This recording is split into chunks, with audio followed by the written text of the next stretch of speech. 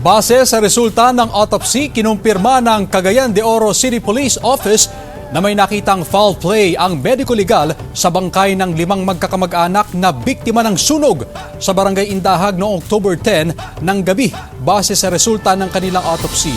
Kaya nagsagawa na ang kapulisan ng profiling sa mga biktima.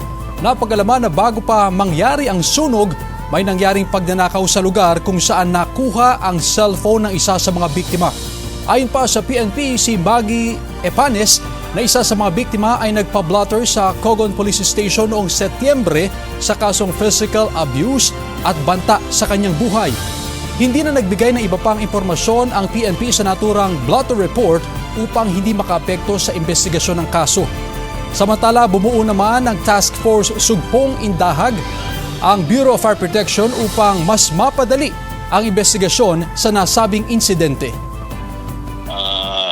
Ipahigayon niya po na to ang background investigation nga diin siya naibalaan nga nagpa-record sa abutan sa police station to nga siya biktima sa pagdagmal no ang anong violation na 9262 o bawsi. So ug napoy hadla sa iyang kinabuhi mao po ni atong gitutukan gyud sa pagkakaron no nga mga anggulo.